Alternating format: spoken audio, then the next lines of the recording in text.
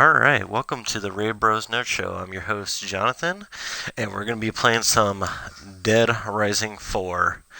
Which is funny because within the podcast itself, I can never get the title right, which is totally not atypical of me. But hey, we'll get it right now because it says it right on the screen. No screw-ups. I figure for this little Twitch Tuesday, something we're kind of trying for the Ray Bros Nerd Show, my brother and I, is every Tuesday, play a little bit of Dead Rising or something on the Twitch program for you. So this is my character right now, military out, got his little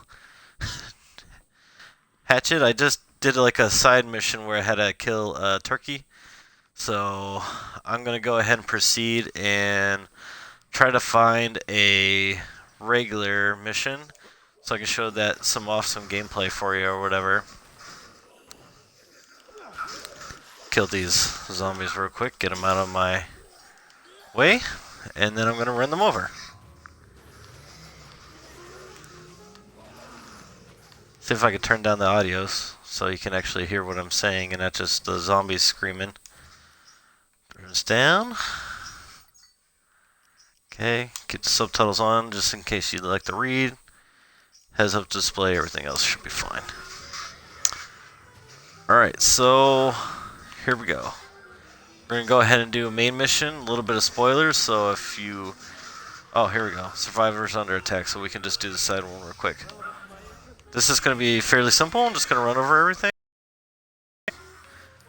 Rescue the survivor that way.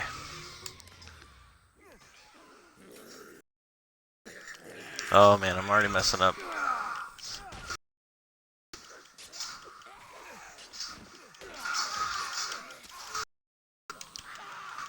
So with Dead Rising 5, I have it's been a while since I played it, which is weird because I used to. That's all I talked about was how awesome of a time I've been playing. But I've been getting myself mentally prepared for Resident Evil 7. As 7's coming out next Tuesday. My brother just informed me today they already leaked the storyline, which I think is hilarious online. But I refuse to read that because if I do, then it's just going to cost me more good. And it's funny because I usually don't get like myself too motivated for games like on a beforehand basis. Like I usually wait till the game out, or there's some reviews ahead of time. See, look, listen, look at this. Kill zombies to save the survivor. Pretty much all the zombies are dead around him, but for some reason it's not allowing me to save him, so that's kind of annoying. So like I said beforehand on my last episode, is this game is far from perfect. I mean, I doubt it wants me to kill all these zombies. I'll kill these ones over here to make sure. But anyway, so I've been getting myself playing the Resident Evil 7 demo over and over again. I do not know what this game wants me to do to keep this guy alive, so I'm just going to drive away. By playing the demo, which obviously I heard that has nothing to do with the game itself and everything. So that's that. Okay. So I'm gonna keep killing all these zombies. I might even go around and killing all these other ones and see like what I do to, because saving these survivors gives you different points and everything, so I don't know what's going on. I don't know if like he's technically okay. But what I was saying with Resident Evil 7 is games typically, okay, I have to kill this last one. Okay, now he should be saved. Ta-da! Nope. Is there still one more left? Okay, here we go.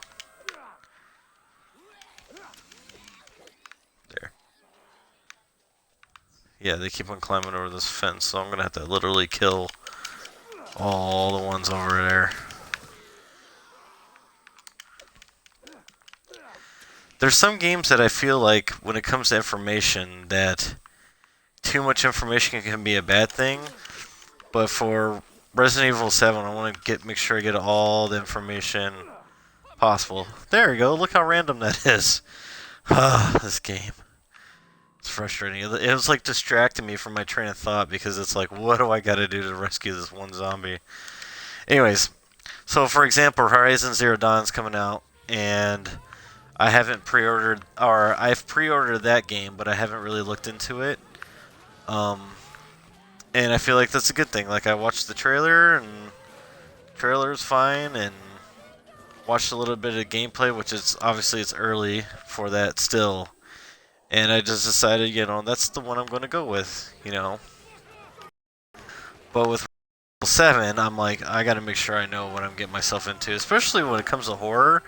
Because I kind of was thinking about it, like when I review things that are horror related, I give it a pass. I always give like horror related things a pass because I'm just, like my brother said, I'm kind of like a gorehound, but I'm not like a gorehound as in like there has to be death in everything, even though there should be death in Infamous 2, or more blood and stuff like that in Infamous 2.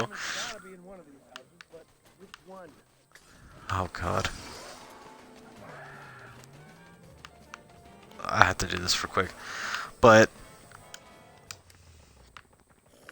when it comes to horror things, I always give like a pass to it.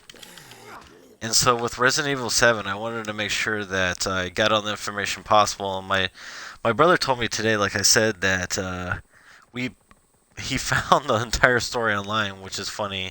So that most likely means, like he told me, somebody got the code for the game, decoded it on their computer so they can check everything that's involved with it. So I'm just like, A, that's kind of crazy that you can do that these days, obviously. And B, I told him, like, don't tell me anything because I don't want it to be ruined. And he didn't, so he respected that and everything. He said he's interested enough to see how they play out the story. He didn't give me any hints on what the story involved. He said just keep my expectation where they are. Because he kind of asked me, too. He's like, what are your expectations of this game? Like, what are your expectations of Resident Evil 7? And I told him, like, I kind of want it to, as a gamer, I want it to go back to its roots, where there's puzzle solving and things like that, and where there's still, like, a scary element to it. Obviously, like, I want to be scared. The only thing that I told him I was worried about is that, of course, it's going to be supernatural related somehow.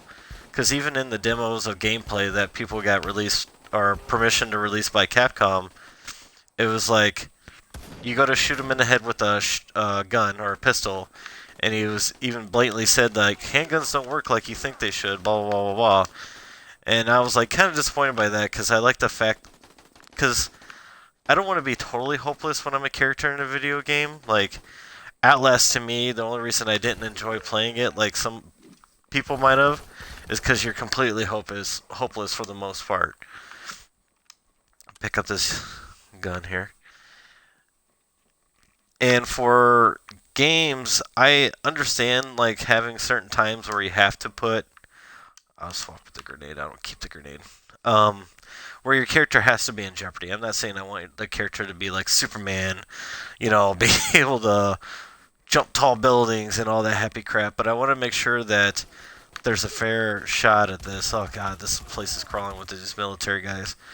And a quick side note on this, as you can see how bad the AI is on this game, because they're not very, I mean, look at that. If anything, the only time you really die is by screwing up, and that's usually how I've died, is by screwing something up or putting myself in predicaments that'll make it easier for me to die. So there's that. Just wanted to talk real quick again about Resident Evil 7. My brother and I talked about it today because I asked him to be my best man and everything like that, because I'm getting married this year, so that's pretty cool. Little happening going on. And he seemed kind of nervous for me, so I didn't want to ask him any more questions because my brother and I just like we're too honest to each other for our own good. And so I'm sure he didn't want to tell me. He's like, "Oh, Jonathan, it's gonna be awful," but my brother was telling me, he's just like, I want the game to be good, not for like horror in general. He's like, I want it to be good for you. He's like, I want you to enjoy your experience. He's like, because he likes seeing and I like seeing when we enjoy games. Like, it's funny, he's going back into loving Mafia 3 because my brother had a issue for a while, and he even admits it, where he would play a game for a few days, say, "Oh, this game's awesome," blah blah blah blah blah, and then like a week later he'd be like, I didn't really like it because of this, this, and this." And when Final Fantasy VII, or excuse me, the newest Final Fantasy came out, he actually liked it for a longer period of time than usual. So I actually gave him kudos. I was like, man, I'm so happy you actually liked this game for more than 5 minutes. And then I found myself kind of like doing the same thing where I'll be like, oh, this game's great, blah, blah, blah. And then 5 minutes later, I'm like, not so much. I mean, some. Sorry, he distracts me sometimes with his side comments. Sometimes games do deserve what they get. Even when he went back to play Mafia 3, he's like, it's still not perfect, and it still has its flaws and everything, and it's something that he's giving a second chance to. And I kind of appreciate that, and it makes me want to go back and look at it, but I have such a huge backlog now because I still got to play the Gears of War games that Monica got me for Christmas, and I still got to play, excuse me, I still have to play the Halo 1, 2, 3, 4 again. I have all those. So I still, have a backlog. So if I do go back to Mafia 3, it's going to take a bit. So what I'm doing right now is I'm searching this house, and obviously it's looking for somebody. So I think I'm supposed to investigate the area for clues or whatever. So I'm going to do it this way. I might go upstairs to see if I have to be upstairs or whatnot. I don't remember everything I'm supposed to do with this level, to be honest with you. But we'll figure it out as we go. That's the only problem sometimes with games when I stop playing them and I go to play something else, or I go to like play something that doesn't take as much thought process, or I need a break from a game, is sometimes I forget like what I was doing beforehand. Okay, what did I open here? Nothing? No chair? So other topics I wanted to cover. We've been. Oh, I think I found him. No, I didn't. I am outside now. Oh boy, did not want to go outside. Gonna shoot this zombie with the flare gun. They started all chasing each other, so it gives you. You can just blow them up right here. Here we go. And dead. Another thing I wanted to bring up was the Friday the 13th game that's supposed to come out that I kickstarted everything. I'm still excited for it, but I'm very like in between of it right now because I think I found him. Here we go. Supposed to sneak up on that guy. Did not. What was that guy doing on the bed? I should have just waited, but I couldn't.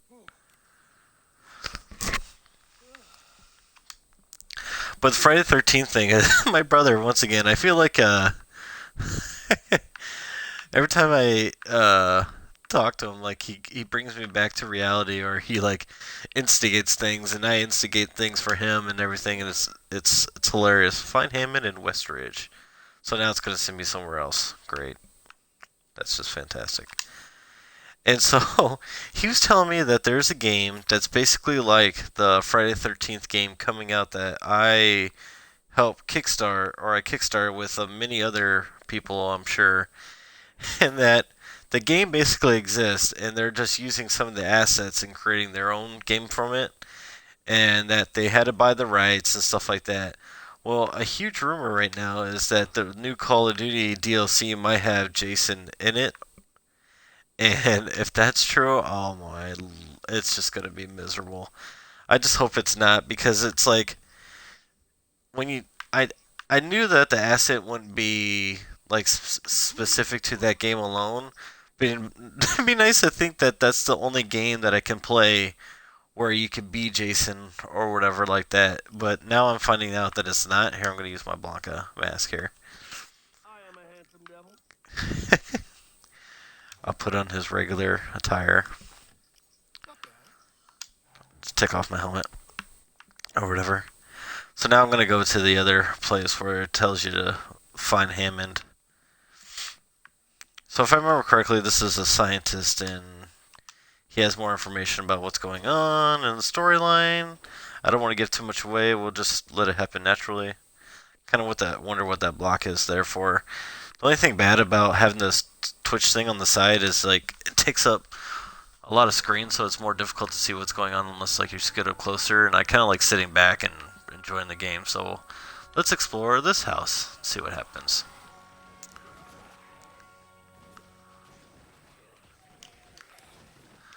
I still enjoy playing this game. Oh, jeez. It still has its moments where it's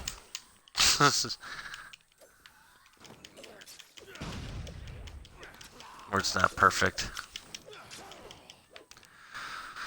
So it seems like 2017, minus a few things, the Friday the 13th game might have a situation where it's already out or whatever, or not where it's already out, but Jason's assets are already being used, and I could have technically played it without having to spend outrageous, because I think I kickstarted at $75, and I'm gonna get some digital stuff, which to me is like so far what they've sent me is you can find better Google images, which is funny.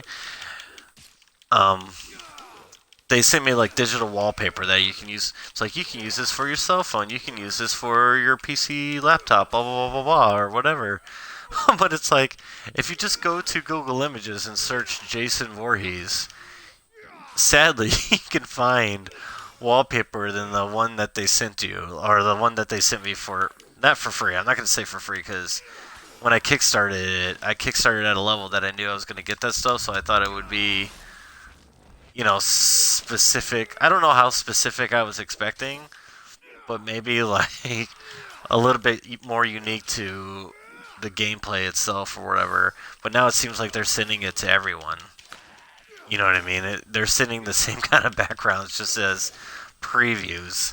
So during the podcast, I was telling my brother I think he stated it, and I kind of like reiterated what he was saying. He was saying how it seems like the Kickstarter people are kind of being thrown to the wastelands. It's like, oh, thanks for supporting our game.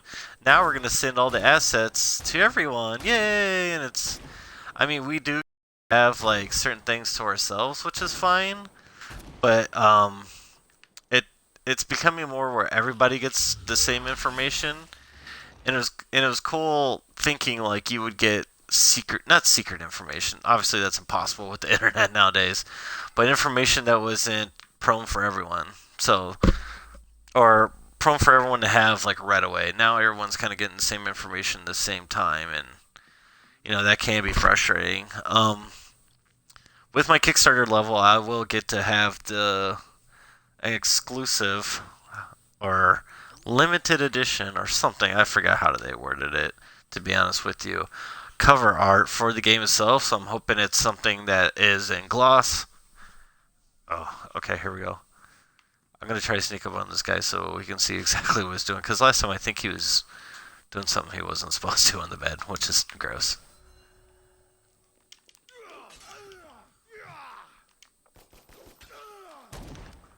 See, the soldiers in this game do not have the best abilities. Let me switch out for some machine gun. Oh, I gotta take a picture of this. So in this game, there's this graffiti tags. It's the only thing I use the camera for. My brother was joking with me. He's just like, "Oh, you could take selfies and blah blah blah, and you can get PP that way, or XP or whatever you want to call it." And I told him like, the funny thing is I don't really use Let's switch into some pajamas. I don't use the camera that much to gain experience. I told him like I could just get that experience from running around killing zombies, so I don't really feel a need to take camera pictures throughout the entire game. I just kind of do as I please. Like when it comes to that, I'll take a picture every once in a while, because at the end of the game you are allowed like this album where you can go back and see what you've done or see what you've it's like a memories thing, like memories, it's just a way to go back to the game that you've played and all that happy stuff. So now assuming it's going to tell me to go search somewhere else. So I'm going to make sure I search this house. Because sometimes when you look inside bins or dressers or whatever, beyond it having items, you get money to spend at the shop. Or it's not really a shop. It is a shop, technically. It's a person selling items. Usually it's at the survivors or the... God, I can't think of the terminology for it now, but the safe zones, more or less. And every once in a while, like a specialty item comes out, like this electric wreath. So I'll pick it up and I'll kill a zombie to show you what the electric wreath does. Ooh, a Triceratops Max. Not right now.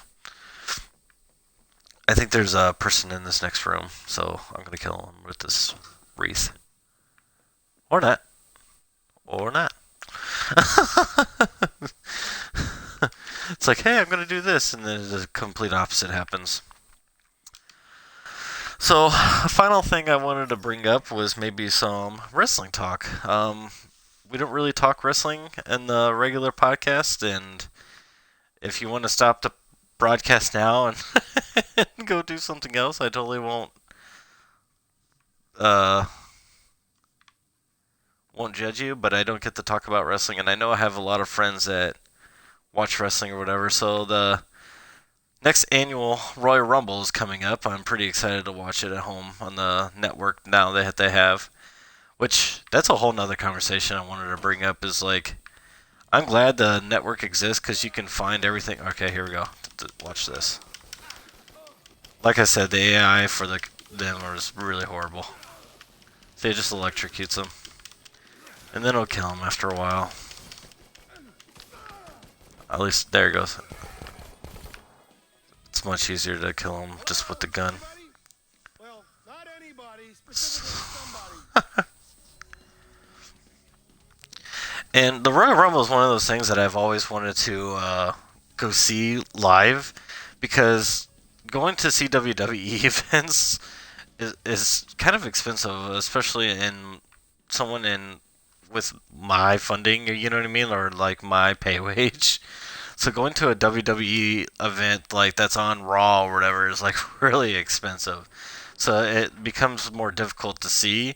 But I would love to go see the Royal Rumble, because then you get to see 30 of your favorite superstars or characters or whatever you want to call them, you know, all at once, and they're all, of course, and it's like a set piece where they're doing something silly. So it's nothing like throwing somebody over the top rope, or you know, they'll have matches between and everything like that. And I've been getting ready for this year's Royal Rumble by watching all the old ones, and man, this isn't a nostalgia thing, but it's like 100% true when people say old school wrestling, like even 70s, 80s, and 90s, is so much better than today's product. And I'm not even talking about wrestling quality, I'm talking like audience participation. Like, I don't know what it is now. I don't know if it's, you know, the way things have changed, or maybe they cut off the audio, or maybe they cut off certain things. So I don't want to say 100% true, or like it's true, but I feel like the audience from the 90s and 80s were so into the product that was going on. I mean, everyone and their mother had a sign. Usually the sign said something ridiculous. Sometimes it was real profane. And sometimes like it went along to a certain superstar. So it would be like Austin 316. Or they'll pick a superstar and put 316 after, like Kane or Blue Meanie 316, or, you know, for Al Snow or whatever, and stuff like that. And I watch it now, and some people do have signs, you know, but it, like, the noise in the audience just is not the same. And it could be, you know, to be fair, I want to be fair to everyone, is it could be because I'm not physically there, so I might not be able to hear the noise. Like, maybe it's the way their mics pick it up, or, you know, there might be a situation where, you know, the crowd just might be dead. You know, it's, especially Raw, like, that's a 3 hour wrestling product, and it's not constant wrestling within the 3 hours. It's wrestling here. They do a lot of like set pieces of conversations and stuff like that, or they have like skits, like a TV show or whatever. instead of like a full blown wrestling show. Like my fiance and I went to WWE Live, which was based out of here in Hammond or in Indiana. See, once again, this guy's probably not here. Look how bad this AI is. And the crowd there was so loud, and that was like more of a local flavor. It was almost like old school, like not ECW from like extreme standpoint, but it was more local, small little bingo hall type of event, and it was loud in there, and it was awesome. People were standing up, and the funny thing is, it felt like it didn't matter like who was the good guy, who was the bad guy. Pretty much everyone got a pop, or what they call, or us people celebrating specific characters that they liked, or specific what they call superstars. Where the shit are you? So now I have to go to a different house. It's funny. I'm trying to like convince people to play this game or give this a chance, and I'm like playing one of the worst like storylines because you have to find somebody. So I have to go through every house, and obviously I didn't look up to know like which one he was in specifically. So now I'm going through all these houses just to find this guy. And like to you, this could like to a viewer, this could be like, oh my god, like why is this? This seems awful. Yeah, I just blew up my card so I could blow up a bunch of zombies. That was awesome. But, anyways, what I was saying, I'm excited for this year's Royal Rumble. Do I have any predictions of who's going to win or anything like that? I think I predicted with one of my friends or something that The Miz might win it this year. But I don't know how that's going to come to fruition, or I haven't even looked up all 30 people who have been announced for that yet, and I don't think they ever announce all 30 because I'm sure they're gonna have like one or two random like prior superstars, like Kurt Angle is gonna be inducted into the WWE Hall of Fame, so they might throw him somewhere into the mix of the Royal Rumble. What I would like to see is him throw out Brock Lesnar or somebody huge. Like, throw Kurt Angle in there, have him take out somebody huge. Because it would almost make sense for Brock Lesnar, because people forget at one time, Kurt Angle literally was a Olympic-style wrestler. Like, he literally won the gold medal, and he literally did it with a broken frickin' neck, which is his, like, catchphrase, but it's the truth at the same time. So, I always like oh, it's locked. I guess let me try a different... Or maybe there's like something over here that I need.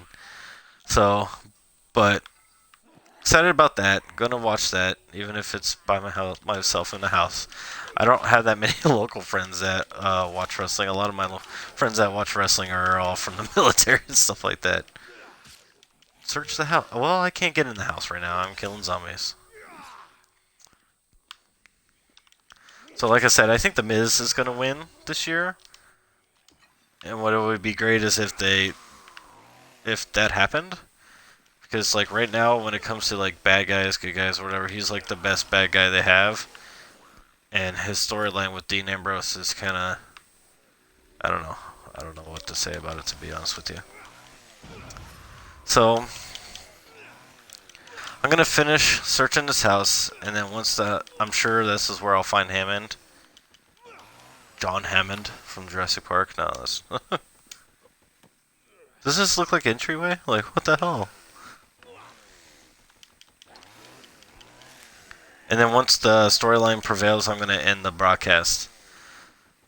This is just a short playthrough, short little commentary, things that I might have forgot to say during the podcast, or things that we don't usually typically cover in podcasts like wrestling. I was thinking about adding that in to the Twitch Tuesdays. And this is just to give people who want to listen or watch the Ray Bros Nerd Show another avenue of doing so. You know, you got video gameplay from the PS4. Now we're doing the Xbox One experience here. And just to hear overall aspects of what I'm thinking when it comes to gaming, or what I'm excited for overall. I guess another final thing I want to say is how, like, I feel for 2017, Here we go. Hopefully he's under here. Or he's under here. That it makes zero sense. He's in here. Construction worker. I'm gonna put on the hat. Games this year just come out like much better than they have in the past. Or 2016. I feel like a lot of people didn't think. Okay, he's in here for sure. He's talking. I feel like I'm supposed to be listening to this and paying attention, but I rather just. Oh, there's another. Dang, I walked too close. So let's watch this.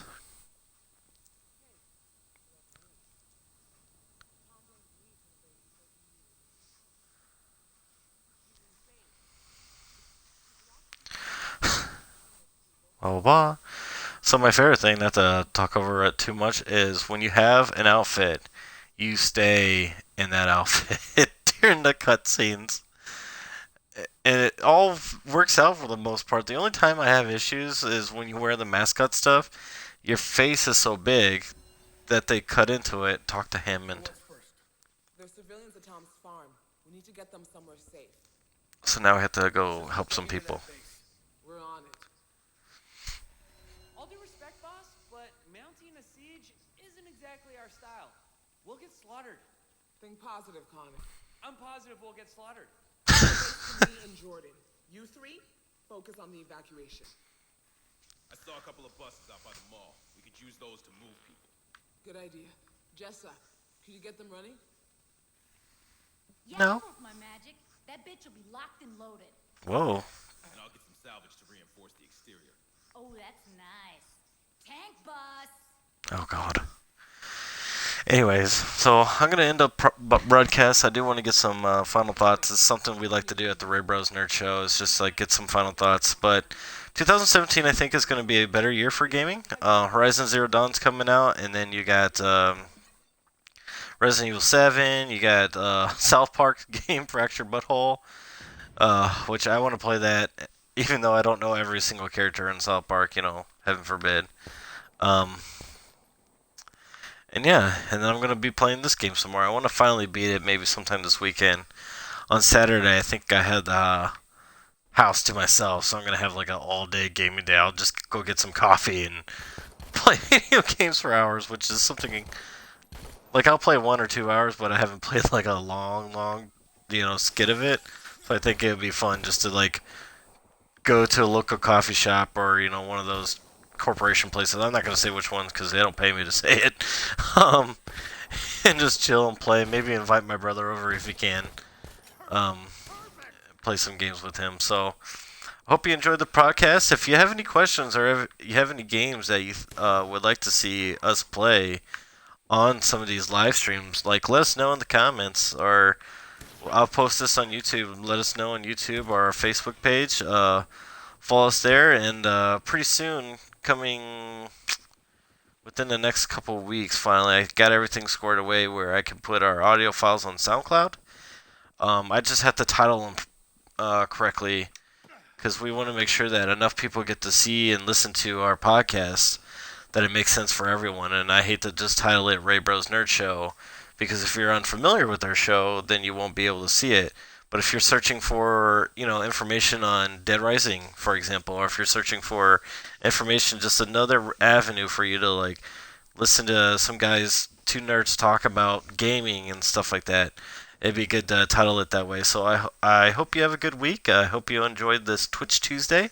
It's kind of what I'm going to start titling it. I'm sure it's already been taken, so we'll see how long until I get it taken off. So, all right, have a good one.